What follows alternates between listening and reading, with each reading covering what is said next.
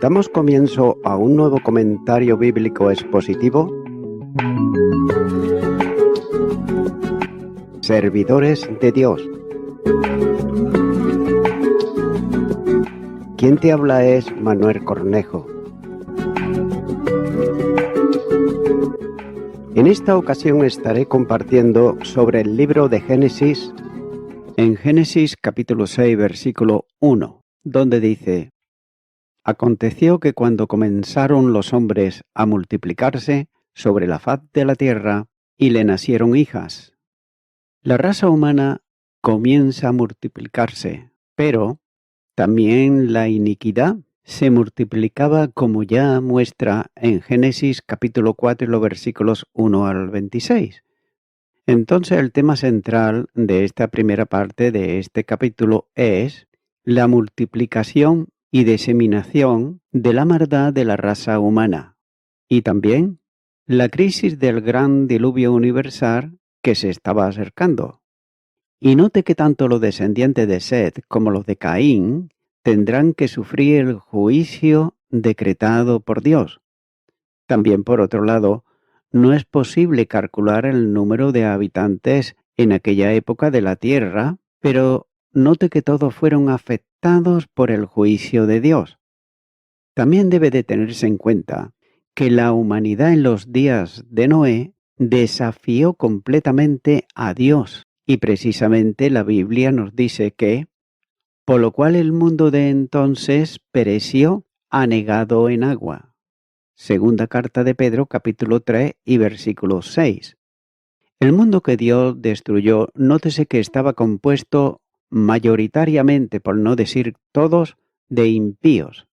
La segunda carta de Pedro, capítulo 2 y versículo 5 dice: Y si no perdonó al mundo antiguo, sino que guardó a Noé, pregonero de justicia, con otras 7 personas, trayendo el diluvio sobre el mundo de los impíos.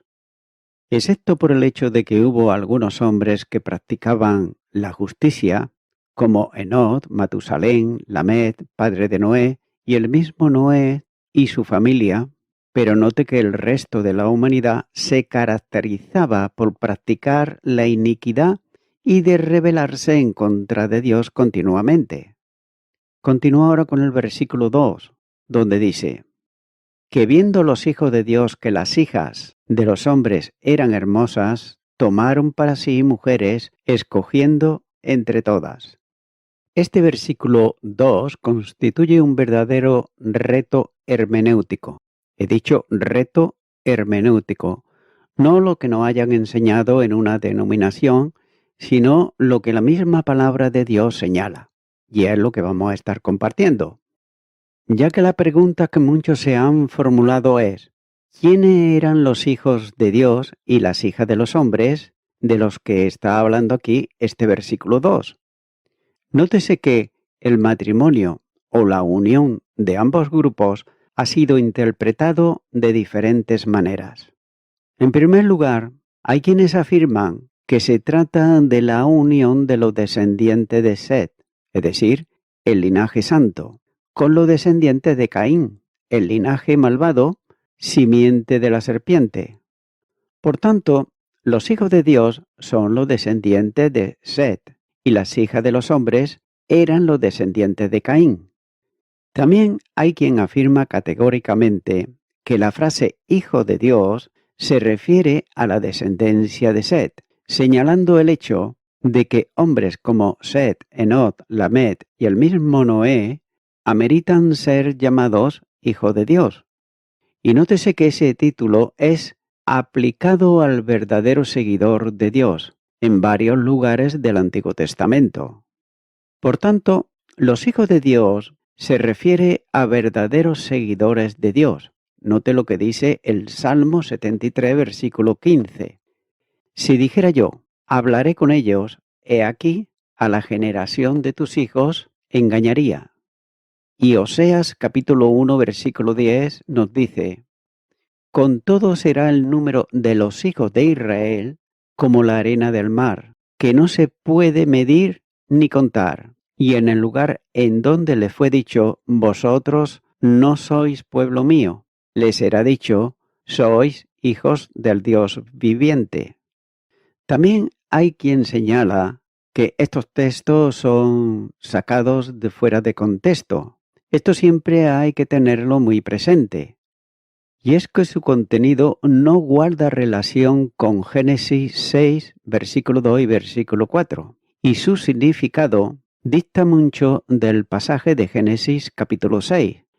Y como enseña por otro lado Morris, cuando dice, ni los descendientes de Set, ni los verdaderos creyentes, en modo alguno, han recibido previamente el calificativo de hijo de Dios en el Génesis, en ningún sentido espiritual, y excepto Adán mismo, ellos no hubiesen podido ser hijo de Dios en un sentido físico.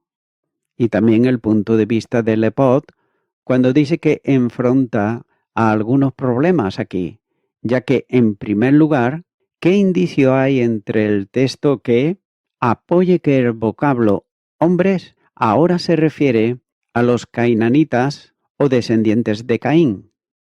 Y en segundo lugar, ¿por qué se asocia la unión de los hijos de Dios con las hijas de los hombres, con la aparición de los gigantes en la tierra?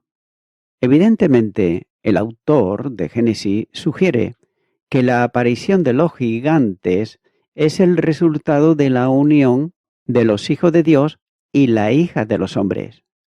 Por tanto, no cabe duda que el vocablo Nefilim, traducido gigantes o titanes, héroes y varones de renombre, representa una dificultad hermenéutica. Entonces, ¿quiénes eran esos seres? Algunos comentan que los Nefilit o héroes son los tiranos demoníacos que llenaron la tierra de violencia. Génesis capítulo 6 versículo 11 dice, y se corrompió la tierra delante de Dios y estaba la tierra llena de violencia. Por otro lado, la raíz hebrea, nafal, significa caer y puede seguir su destino, como señala Ezequiel capítulo 32 y los versículos 20 al 28. Nótese que Dios no permitirá que ningún tirano oprima o terrorice la tierra para siempre. Esto Dios no lo va a consentir de ninguna de las maneras. También hay quien dice sobre esto que los Nefilit, es decir, los gigantes, como nos muestra en Números capítulo 13 y versículo 33, donde dice que también vimos allí gigantes, hijos de Anat, raza de los gigantes, y éramos nosotros, a nuestro parecer, como langostas, y así le parecimos a ellos. Respecto a la etimología de esta palabra, varias teorías, que por otro lado son estrafalarias, se han sugerido, ya que la explicación correcta parece ser que fueron llamados así, es decir, gigantes, porque, según la historia que se relata de ellos, todos cayeron, como relata el vocablo Nefelá, pasados a espada y descendieron al Seol, la habitación de los muertos. En Ezequiel capítulo 32 versículo 21 hay una referencia a los fuertes de los fuertes. En el Seol es la misma palabra usada aquí en la continuación del versículo, ya que el verbo nafal, es decir, caer, aparece en el pasaje varias veces, como por ejemplo en Ezequiel capítulo 32, versículos 20, 22, 24 y 27. También hay quien añade que esos gigantes nacieron de la unión de los hijos de Dios con las hijas de los hombres y que en esos días, es decir, antes del diluvio, todavía estaban en la tierra y aún no habían descendido al Seol. Por tanto, la expresión en la tierra significa aquí en la tierra de los vivientes. También algunos estudiosos han sugerido que la expresión hijo de Dios se refiere a reyes que practicaban la poligamia y que eran gobernantes o caudillos déspotas que luchaban por obtener dominio como señala el capítulo 6 de Génesis.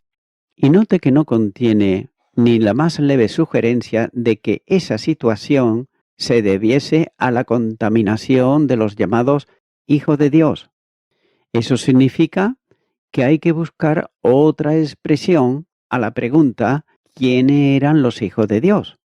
Ya que las 4 posturas más populares entre los comentaristas de Génesis son, primero, los que comentan y dicen que eran los componentes del linaje santo de Set. En segundo, otros comentan que eran ángeles caídos. En tercer lugar, también hay quien dice que eran dioses de la mitología pagana. Y en cuarto lugar, hay quien comenta y dice que eran reyes que se habían constituido caudillos déspotas conocidos como titanes en la mitología antigua.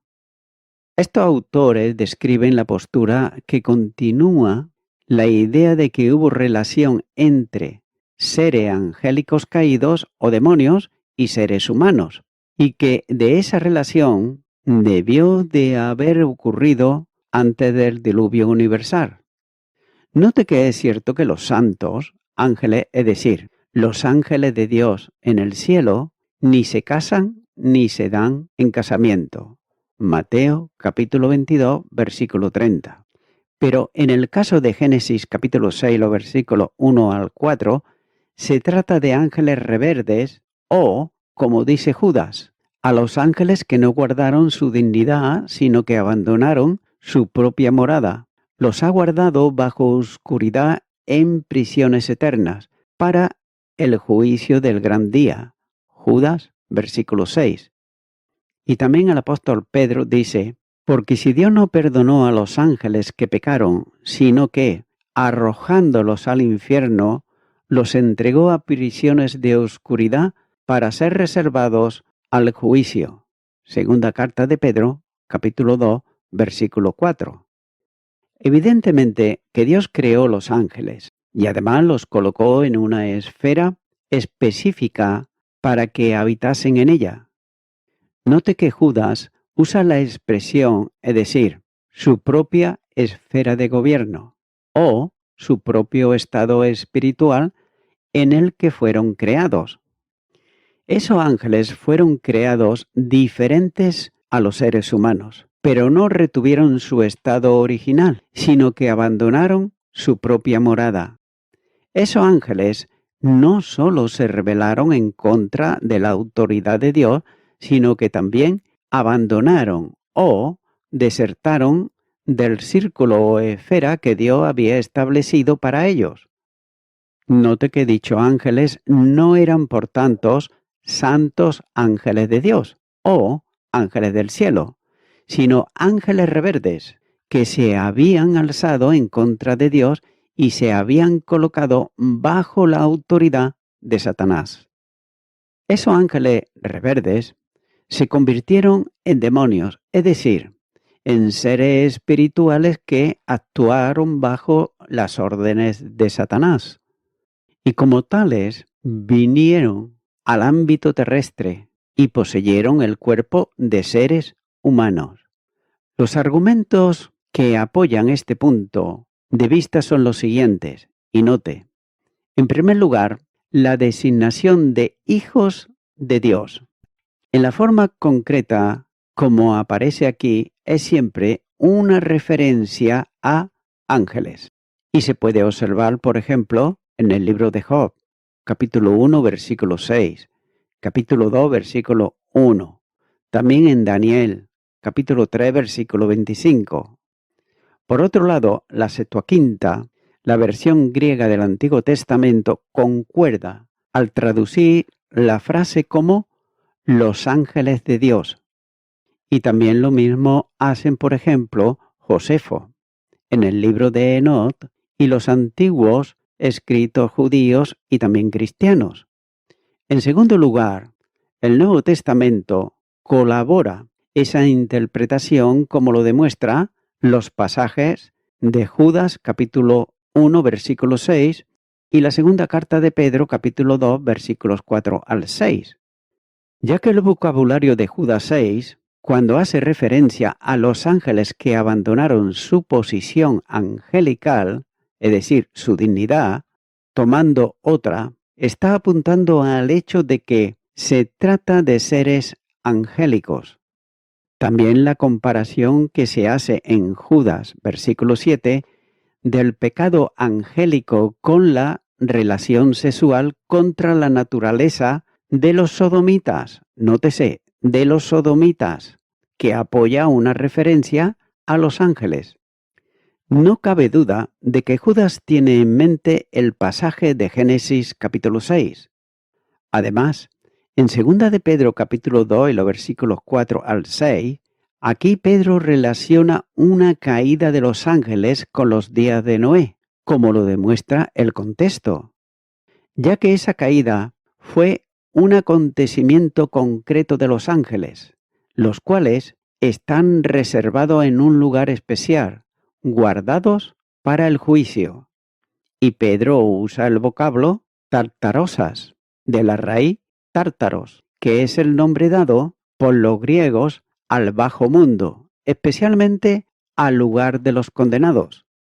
Y es por eso que Pedro dice arrojándolos al infierno, como también muestra la primera carta de Pedro, capítulo 3 y los versículos 19 al 20.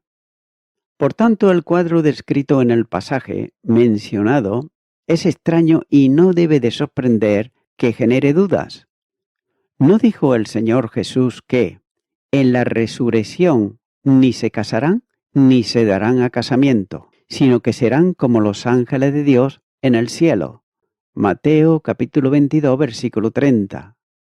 Pero el Señor no dijo que no tenían sexo, y además está hablando en este texto de los ángeles en el cielo, no de aquellos que ahora pueden estar en el Tártar o Sas, ya que sabemos que los ángeles que poseen cuerpo pueden comer, como por ejemplo en Génesis capítulo 18, versículo 8.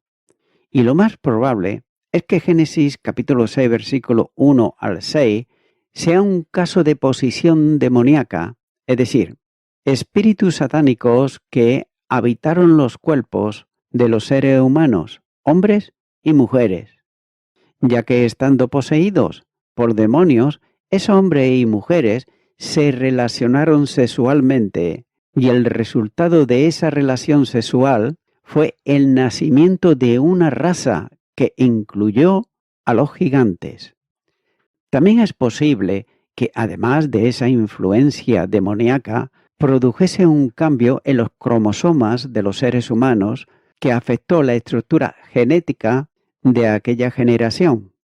Por otro lado, en los evangelios hay ejemplos de personas poseídas por demonios que adquieren una fuerza sobrenatural, como por ejemplo se puede observar en Marcos capítulo 5, versículo 3 al 5, también en Lucas capítulo 8, versículo 29 al 30.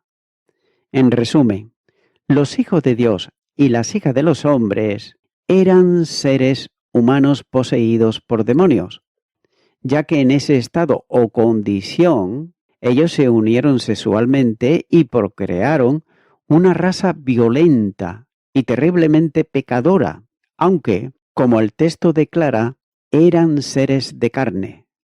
Note que esas personas solo pensaban en el mal y Dios los juzgó. También hay que considerar que no se trataban de dioses, ni de reyes, ni de seres inmortales, pues todos ellos murieron como seres humanos. La mano soberana de Dios Todopoderoso fue la que puso fin a aquella rebelión y desafío de su autoridad. Ahora bien, y note esto, que la sorprendente y maravillosa gracia de Dios, sin embargo, no dejó de actuar en medio de la gran rebelión moral en los días de Noé. El apóstol Pedro dice que Cristo, mediante su Espíritu, predicó el mensaje de justicia a aquella generación perversa, como señala la primera carta de Pedro, capítulo 3, versículos 18 al 20, y también la segunda carta de Pedro, capítulo 2, versículo 5. También es posible que hubiese habido una segunda encarnación de espíritus diabólicos en el ámbito humano después del diluvio. Por otro lado, la Reina Valera 60 no lo expresa con claridad, pero otras versiones, sin embargo, sí que lo hacen. Por ejemplo, la lectura de la Sagrada Biblia ofrece la siguiente lectura de Génesis capítulo 6, versículo 4, cuando dice: existían por aquel tiempo en la tierra de los gigantes, e incluso después de estos, cuando los hijos de Dios se llegaron a las hijas de los hombres, y le engendraron hijos, que son los héroes desde antaño, varones renombrados.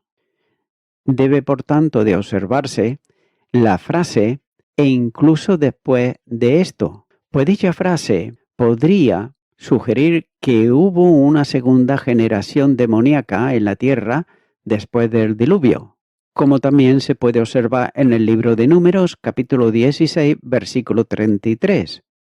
También se ha sugerido que los cananeos eran una división de los gigantes, como también señala el segundo libro de Samuel, capítulo 21, los versículos 16 y 17. Y es posible preguntarse, ¿por qué tuvo lugar la unión sexual de personas endemoniadas? La única respuesta posible de esa pregunta es el plan satánico frustrando el propósito de Dios de proporcionar un redentor para la raza humana, ya que Satanás intentó corromper la humanidad antes de que la simiente de la mujer aplastase la cabeza de la serpiente. Después de todo lo dicho, no debe de perderse de vista el punto central de esta lección, ya que el hecho es que la entrada del pecado en la experiencia humana ha hecho que el hombre esté imposibilitado de hacer algo por sí mismo para conseguir el favor de Dios o la gracia de Dios. Si bien es cierto que el pecado está enraizado en el corazón del hombre, como así señala, por ejemplo, Mateo capítulo 15, versículos 19 al 20, y también Santiago capítulo 1, los versículos 13 al 15. Tampoco es menos cierto que Satanás y sus demonios están muy implicados en la rebelión humana. Hechos de los Apóstoles capítulo 5, versículos 3 y 4, y la primera carta de Pedro, capítulo 5, versículo 8. Y voy concluyendo con esto. Comenzaron los hombres a multiplicarse sobre la faz de la tierra. Y esto era en sí el efecto de una bendición de parte de Dios y de un mandato. Génesis capítulo 1, versículo 28. Pero, con la corrupción general de la humanidad, la bendición se había convertido en maldición. Note que cuanto más pecadores, tantos más pecados. Y de ahí precisamente provienen las enfermedades infecciosas que son más destructivas en las ciudades más populosas, y el pecado se extiende y lo hace como la lepra. Amigo y amiga oyente, el hombre y la mujer que se rebela en contra de Dios, al fin de cuenta esa rebelión es la que se vuelve en contra de ellos y de ellas. Y lo hace en forma de enfermedades, en forma de vicios, en forma de violencia. El hombre y la mujer que no tienen el temor de Dios se caracterizan precisamente por destruir lo que Dios ha creado. Y Dios lo ha creado para bendecir al ser humano. Y basta con mirar, por ejemplo, cómo está la naturaleza, el cambio climático, la extinción de animales, etcétera, etcétera. Amigo y amiga oyente, la solución para el hombre y la mujer es en el día de hoy, en este momento, el volverse a Dios y hacerlo en arrepentimiento, aceptando el don de la salvación que es en Cristo Jesús, ya que a través del sacrificio de Jesucristo, que derramó su sangre en la cruz del Calvario y dio su vida por ti, es que puedes reconciliarte con Dios siempre y cuando tú vengas a Él en arrepentimiento y le reciba en tu corazón como tu único y suficiente Salvador. Estaré haciendo una oración. Si quieres acompañarme para recibir a Jesucristo, ahora puedes hacerlo. Ora conmigo y repite ahí a donde estás y di: Señor Jesucristo, vengo a ti en arrepentimiento, confesándote que soy una persona pecadora. Te pido perdón por todos mis pecados y te recibo como mi Salvador. En tu nombre, amén.